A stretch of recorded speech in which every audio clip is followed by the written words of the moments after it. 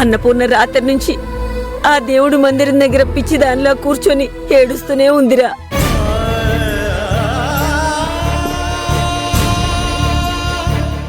నానమ్మ, రాత్రి నేనేదో ఆవేశంలో. రాత్రి నువ్వు ఎప్పుడూ లేంది తాగొచ్చి ఇంటి బయట నిలబడి గొడవ చేస్తుంటే చుట్టుపక్కల వాళ్ళు నిన్ననుకున్న మాటలు మీ అమ్మని ఎక్కువ బాధ పెట్టాయిరా. అది తట్టుకోలేకపోయింది. ఒరే నాయనా, కన్న వాళ్ళని ఏడిపించిన వాళ్ళెవరు వృద్ధిలోకి రాలేదురా. జీవితంలో ఎన్నో కష్ట నష్టాలకు ఓర్చి ఇప్పటికీ గొడ్లలాగా కష్టపడుతున్నారా మీ అమ్మ నాన్న. ఎవరి కోసం రా? నీకోసం కాదు. వాళ్ళ భవిష్యత్తే నువ్వని బతుకుతుంటే, అలాంటి నువ్వే వాళ్ళని తక్కువ చేసి చులకన చేసి మాట్లాడేస్తుంటే వాళ్ళ బాధలు ఎవరికి చెప్పుకోవాలరా? వాళ్ళ బాధ ఎవరు తీర్చాలరా? విష్ణు, నా అనుభవంలో నేనెప్పుడూ వదినలా చూడలేదు. కానీ ఎప్పుడూ లేంది రాత్రి నుంచి అలా కన్నీళ్లు పెట్టుకుంటూనే ఉంది. ఇంట్లో ఎవరికి కంటి మీద కునుకు కూడా లేదురా. ఒరే నాన్న, ఒకసారి వెళ్ళి మీ అమ్మతో మాట్లాడరా.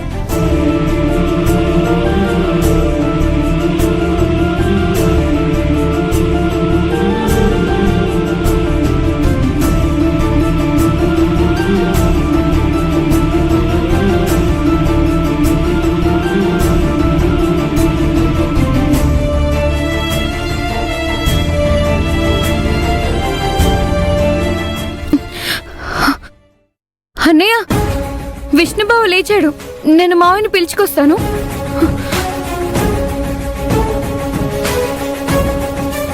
ఆ ఇంట్లో ఎందుకు గొడవ మొదలైందో, ఎందుకింత పెద్దదైందో నాకు అనవసరం అండి. ఆ విష్ణు తాగొచ్చి నా గురించి, నా కూతురు గురించి మాట్లాడటం మాత్రం నాకు నచ్చలేదు. అప్పుడే మాట్లాడదాం అనుకున్నాను. నేను మాట్లాడితే నాకు వాడికి తేడా ఉండదు అని ఆగిపోయాను. ఆ ఇంట్లో గొడవలేమైనా ఉంటే ఇంట్లో 4 గోడల మధ్య పడమని చెప్పండి. ఇలా వీధిలో పడి కుటుంబం పరువు తీయొద్దని చెప్పండి. మావయ్య, విష్ణుబాబు నిద్రలేచాడు. నానా, మీరు మళ్ళీ వెళ్ళి విష్ణుతో గొడవ పడద్దు. రాత్రి జరిగింది చాలు నానా. మాట మాట పెరిగితే పోయేది మన ఇంటి పరువే.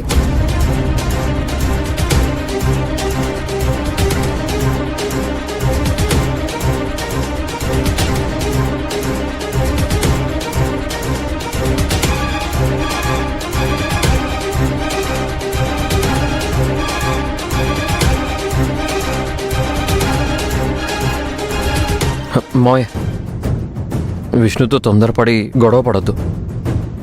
అన్నయ్య, వాడు అడుగుతున్నట్టు ఆ బిజినెస్ పెట్టడం నీకిష్టం లేదు. అదేదో మెల్లిగా నచ్చజెప్పన్నయ్య. రాత్రి నుంచి చూస్తున్నావు కదా, వదిన ఏడుస్తూనే ఉంది.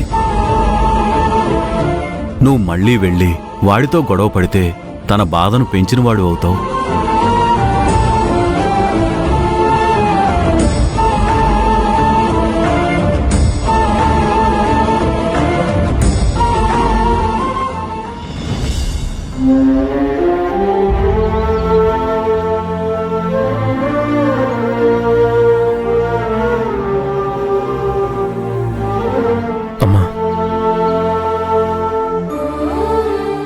రాత్రి నేను అలా మాట్లాడడం తప్పేనమ్మా. నా బాధను ఎలా చెప్పాలో నాకే తెలియలేదు. అందుకే నీతో కొత్త బిజినెస్ పెట్టిస్తున్నాను. నేను మాటిస్తున్నాను.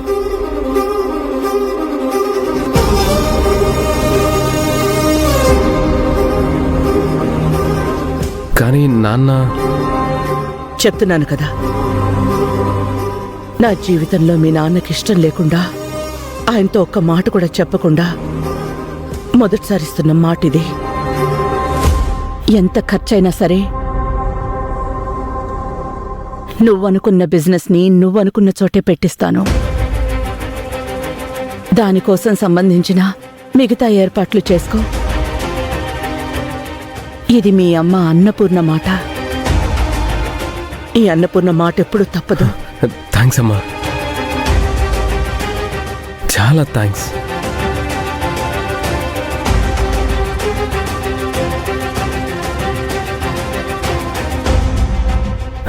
నాన్న, నేను బిజినెస్ పెట్టుకోవడానికి అమ్మ ఒప్పుకున్నాను.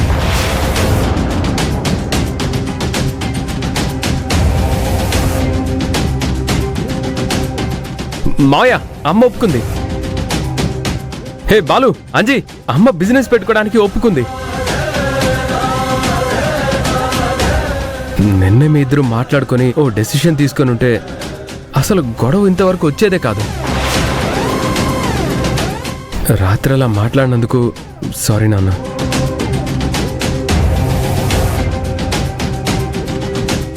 నేను బిజినెస్ పెట్టుకోవడానికి అమ్మ ఒప్పుకుంది. నువ్వు కాదనొద్దు నాన్న, ప్లీజ్. అయినా అమ్మ మాట నువ్వు కాదనవులే, నాకు తెలుసు నాన్న. ఈ విషయం వెంటనే మా ఫ్రెండ్స్కి చెప్పాలి. వస్తా నాన్న, బాయ్.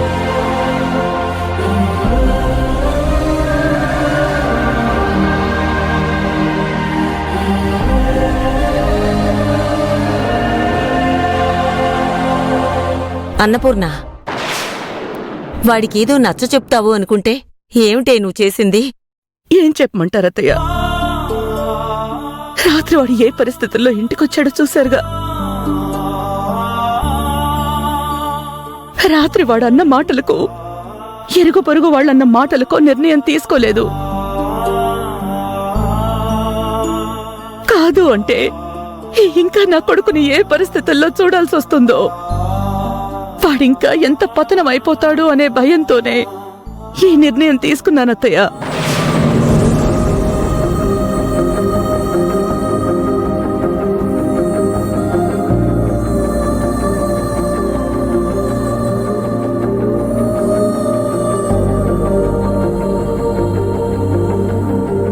ఏమండి, మీ ఇష్టం లేకుండా, మిమ్మల్ని అడగకుండా ఈ నిర్ణయం తీసుకున్నాను. నన్ను క్షమిస్తారా? అన్నపూర్ణ, నేనెందుకు వద్దంటున్నానో నీకు తెలీదా? నాకు తెలుసండి, కానీ వాడికి అర్థం కావట్లేదు కదా. అనుభవం లేకుండా బిజినెస్ చేస్తే నష్టమే వస్తుంది. ఆ విషయం మనకి తెలుసండి, కానీ వాడికి తెలియాలిగా. పిల్లలు చిన్నగా ఉన్నప్పుడే పెద్దవాళ్లు చెప్తారు, నాన్నా పరిగెత్తకురా పడిపోతావు అని. అయినా వాడు పరిగెడుతూనే ఉంటాడు, పడిపోతాడు, దెబ్బలు తగులుతాయి. అప్పుడు తెలుస్తుందండి వాడికి. తర్వాత మన చేయి విడిచిపెట్టినా ఇక పరిగెట్టడు. మన విష్ణు పరిస్థితి కూడా అంతేనండి. వయసు వచ్చిన పిల్లాడండి వాడు.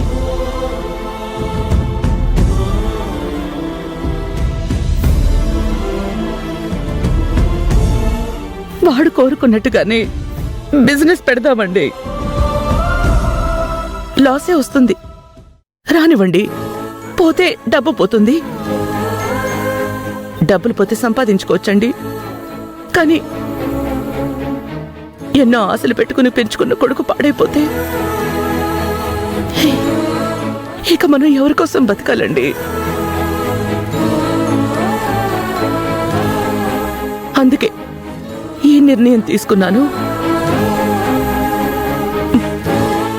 వాడు కోరుకున్నట్టుగానే బిజినెస్ పెట్టించండి. ఎంత ఖర్చైనా పర్వాలేదు.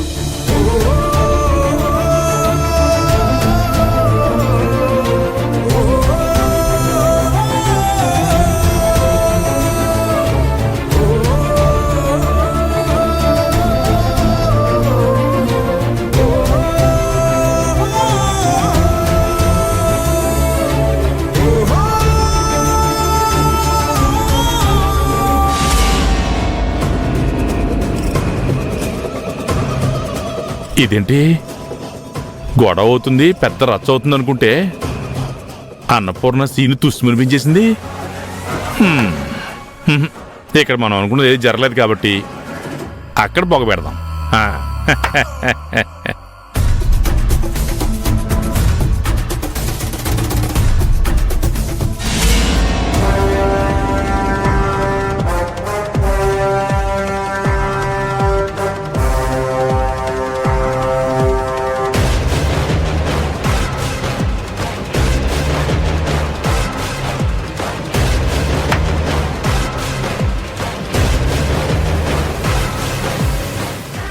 చెల్లెమ్మా రా అన్నయ్య కూర్చో. ఆ, హ్మ్, ఏంటిలా వచ్చారు?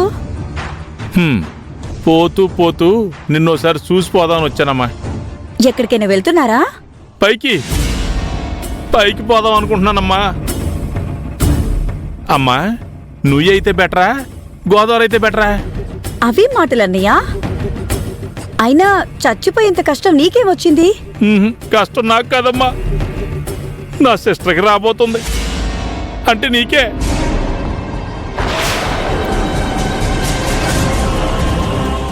అమ్మా అన్నయ్య అంటే రాఖీ పండుగ నాడు వచ్చి రాఖీ కట్టించుకుని వాడే కదమ్మా. సిస్టర్ కష్టంలో ఉంటే పాలు పంచుకోవాలి.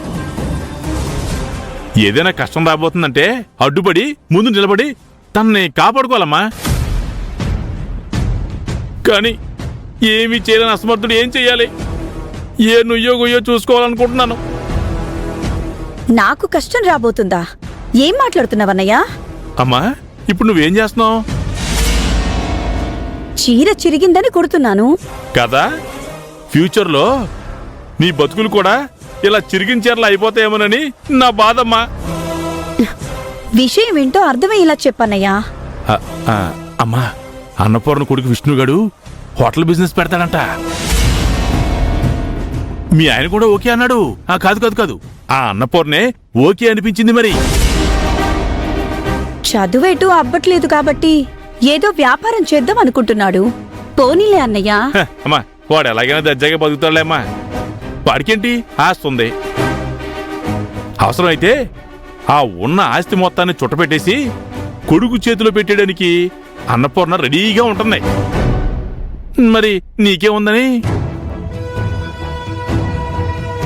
విష్ణుగాడికి వ్యాపారంలో అనుభవం లేదు. రేపు ఏదైనా తేడా వచ్చిందనుకో, వచ్చేది లాసు, మిగిలేది తెడ్డే. కొడుకుకి వ్యాపారంలో అనుభవం లేదు. ఏ స్థాయిలో వ్యాపారం పెట్టించాలని ఆవిడే ఆలోచించుకోవాలి. ఆవిడవన్నీ ఆలోచించదమ్మా. కొడుకు అడిగాడంటే చెయ్యాల్సిందే. ఆస్తి పోయి ఎవరేమైపోయినా ఆవిడ పట్టించుకోదు. తన ఆస్తి తను ఏమైనా చేసుకొని నాకేంటన్నయ్యా? ఏంటి తన ఆస్తా? అంటే ఆ అన్నపూర్ణ ఏమైనా వాళ్ళు పుట్టింటి నుంచి ఏమైనా పట్టుకొచ్చిందా? మీ ఆయన సంపాదనే కదా. అంటే అందులో సగం నీదే కదా. ఏ కాదా? నీకు రాదా? సరే ఇప్పుడేమో ఆవిడదే మొత్తం తందన్నట్టు మొత్తం ఖర్చు పెట్టేసి కొడుకుతో వ్యాపారం పెట్టించేసింది అనుకో. అనుకో, తర్వాత నీ పరిస్థితి ఏంటి? నీ చేతుల్లో ఉందేంటి? అంత నెగిటివ్ గా ఎందుకు ఆలోచించడం అన్నయ్యా? పోనీ పాజిటివ్ గానే అనుకుందాం. ఇప్పుడు నీకేం అవసరం వచ్చినా ఆ ఇంటి వైపు చూడాల్సి వస్తుందా? భర్త మాట కాదు అంటే వీధిలో వాళ్ళు చీయటారని చెప్పేసి ఆ అన్నపూర్ణ ఇష్టం ఉన్నా లేకపోయినా నీకు పంపించాల్సిన అన్ని పంపిస్తుందా? వాడు బిజినెస్ లో సక్సెస్ అయ్యాడే అనుకో, రేపు ఆ అథారిటీ అంతా వాడి చేతిలోకి వెళ్తుంది. వాడు ఏ సంపాదన లేనప్పుడే మనం ఎందుకు ఆ ఇంటికి పంపించాలే? ఇదేమన్నా సత్రమా? ఇక్కడి నుంచి ఆ పుణ్యని మాట్లాడాడు. అలాంటిది వాడే సంపాదించి వాడి చేతుల్లోనే అధికారం ఉంటే ఎలా మాట్లాడతాడో ఒక్కసారి ఆలోచించుకో. వాడి దయా దాక్షిణ్యాలతో బ్రతకాల్సిన అవసరం మాకేం లేదు, రాదన్నయ్యా. అమ్మా రాకుండా ఉండాలి అంటే అమ్మా ఫ్యూచర్ ప్లానింగ్ ఉండాలమ్మా. అదేగా చెప్తుంది. వాడంటే మగపిల్లాడు, రేపు ఏ తేడా వచ్చినా గోచి కట్టుకుని రోడ్ల మీద తిరిగేస్తాడు. కానీ మనకున్నది ఆడపిల్ల, మరి తను తిరగలదా? పైగా నీ కూతురికి పెళ్ళిళ్ళు వచ్చింది, పెళ్లి చేయాలి. మా ఆయన పేరు శివరామరాజు గారండి. ఆయన చాలా పెద్ద పేరుందండి. చేతిలో మాత్రం దమ్మిడి లేదండి. మాకు కట్నం ఇవ్వలేమంటే ఏమంటారు? మీ ఆయన అంత గొప్పవాడైతే మీ ఆయన పేరు మీద ఒక పెద్ద బోర్డు రాయించి సిటీ మధ్యలో కటౌట్ పెట్టించమ్మా. మీ అమ్మాయిని మేము చేసుకోమని వెళ్ళిపోరా.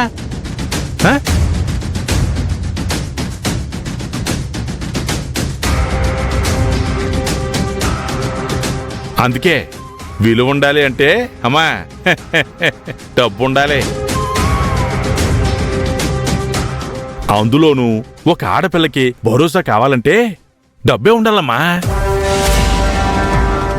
అది కాస్త లేదనుకో ఎవరైనా సరే రోడ్డు మీద ఉండాల్సిందే. నువ్వంటే మంచిదేను కాబట్టి, మీ ఆయన ఉంటే చాలనుకుంటున్నావు కాబట్టి నువ్వేం పట్టించుకోవు. కానీ నీ మంచితనం నీ పిల్లలకే శాపం కాకూడదమ్మా, ఆలోచించుకో. అమ్మా, పెనం వేడిగా ఉన్నప్పుడే మనకు కావలసిన దోశలు అవి వేసుకోవాలమ్మా, అది సిద్ధాంతం. వస్తానమ్మా.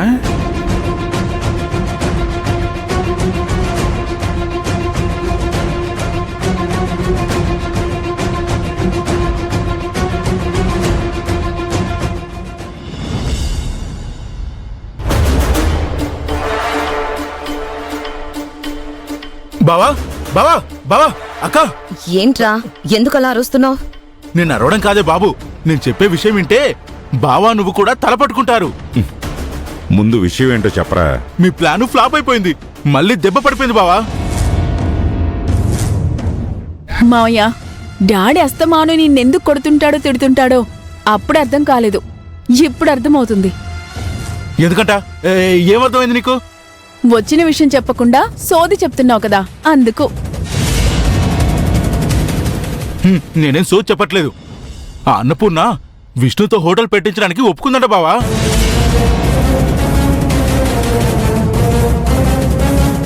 చూసారా మీ ఫేస్ లో రియాక్షన్స్ ఎలా మారిపోయాయో?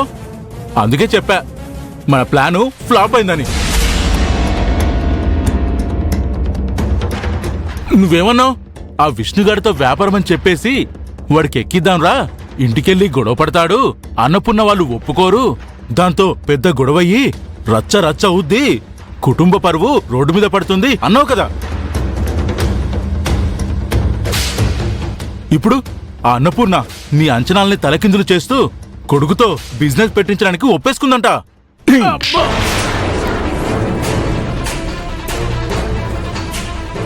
అప్పుడు నా ప్లాన్ ఫ్లాప్ అయిందని నువ్వెలా అనుకుంటున్నావురా? నువ్వు అనుకున్నది ఆ విష్ణుగాడి కారణంగా ఆ ఇంట్లో గొడవలు జరగాలనే కదా. రే పిచ్చోడా, మీ బావ ఉద్దేశం ఆ ఇంట్లో గొడవలు పడితే సరిపోతుందని కాదురా. ఆ అన్నపూర్ణ విష్ణుతో వ్యాపారం పెట్టించడానికి ఒప్పుకోవాలి అని. ఏడిచినట్టుందక్క. ఆ అన్నపూర్ణ ఒప్పేసుకుని ఆ విష్ణుగాడితో హోటల్ బిజినెస్ పెడితే వాడు గొప్పడైపోతాడు కదా. ఎప్పుడురా? వాడు పెట్టినప్పుడు సక్సెస్ఫుల్గా రన్ అయినప్పుడు కదా. పైగా వాడితో పెట్టిస్తే ఏమైనా 5-10 లక్షలు పెట్టిస్తున్నావా? కోట్లు కోట్లు కోట్లు పెట్టిస్తున్నావురా మనం ఆ హోటల్ పెట్టించడానికి. ఆ అన్నపూర్ణ వాళ్ల స్తోమత లక్షల వరకు వచ్చి ఆగిపోతుంది. కోట్లంటే వాళ్ళకి తలకి మించిన భారమే కదా. ఇప్పుడు ఆ అన్నపూర్ణ మాటిచ్చింది కాబట్టి ఖచ్చితంగా తన మాట నిలబెట్టుకుంటుంది. వాళ్ళ ఆస్తులు తెగనవైనా సరే విష్ణుతో ఈ బిజినెస్ మాత్రం పెట్టిస్తుంది. బిజినెస్ వాడదే కానీ అక్కడ పెత్తనం మొత్తం మనదే ఉంటుందిరా. సక్సెస్ఫుల్ గా ఆ బిజినెస్ ని దగ్గరుండి నష్టాల్లోకి తీసుకువెళ్తాం. కోట్లలో పెట్టే బిజినెస్ నష్టం వస్తే కూడా కోట్లలోనే ఉంటుందిరా. ఆ నష్టాన్ని తట్టుకునే శక్తి ఆ అన్నపూర్ణకి శివరామరాజుకి లేదు. ఇలా ఒక్కొక్క డాట్ని కలుపుకుంటూ పోతే ఫైనల్గా నీకేం అర్థమైందిరా? ఆ విష్ణుగాడు ఒక వెర్రిగొర్రె అని ఈ కషాయాన్ని నమ్ముకొని కాలు ఎగరేసి ఏదో ఒక రోజు నీ చేతిలో వాడితేలా తెగిపడుతుంది అనిపిస్తుంది. అంతేనా? ఆ అన్నపూర్ణ కుటుంబం అప్పుల పాలైపోయి ఉండటానికి నీడ కూడా లేకుండా రోడ్డు పాలైపోతుందిరా. ఇప్పుడు చెప్పరా, నా ప్లాన్ సక్సెస్సా ఫెయిల్యూరా? బావా, కొంపలు కూల్చే విషయంలో నిన్ను మించి ఆలోచనలుండేవాడు ఈ భూమి మీద లేడు. ఆ విష్ణు బిజినెస్ లో లాస్ అవ్వాలి, ఆ అన్నపూర్ణ కుటుంబం రోడ్డును పడాలి. అమ్మా, నిన్నొక మాట అడుగుతాను, చెప్తావా? ఏంటది? ఆ విష్ణుని నువ్వు లవ్ చేసావు కదా? ప్రేమ ప్రేమే, పగ పగే.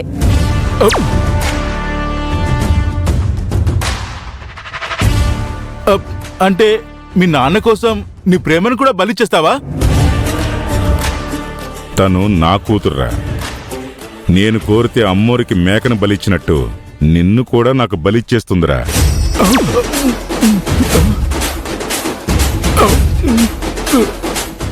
ఆ విష్ణుగాడితో హోటల్ బిజినెస్ పెట్టించడానికి ఒప్పుకోవడంతోనే ఆ అన్నపూర్ణ పతనం ప్రారంభమైనట్టు. ఇక మొదలవుతుంది చూడరా మాస్ జాతర.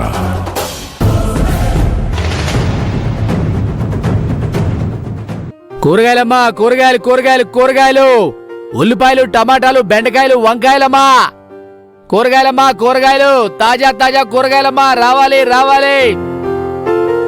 ఒక్కదానివే ఇలా తంటాలు పడకపోతే నన్ను కూడా పిలవచ్చు కదా. వద్దులే అత్తయ్య, నేను కూడా హెల్ప్ చేస్తాను. మీరెందుకులండి, నేను చేసుకుంటాను. కూరగాయలమ్మా, కూరగాయలు కూరగాయలు కూరగాయలు. అత్తయ్య, కూరగాయల బండి వచ్చింది, ఏమైనా కావాలేమో నిర్మల్తో చెప్పు. నిర్మలా, నిర్మలా, తొందర రండమ్మా. తాజా కూరగాయలు, తోటకూర తాజా అమ్మా.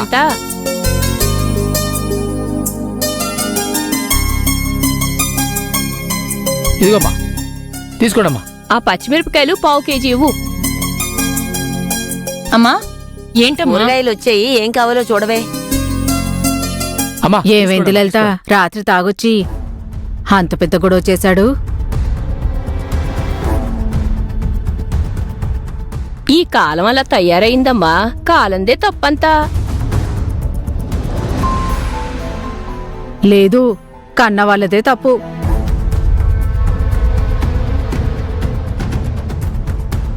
అన్నపూర్ణ శివరామరాజు గారు ఎంత గౌరవంగా బతుకుతారు? ఆ పిల్లవాడు వాళ్ళిద్దరి పరువు తీసేస్తున్నాడు.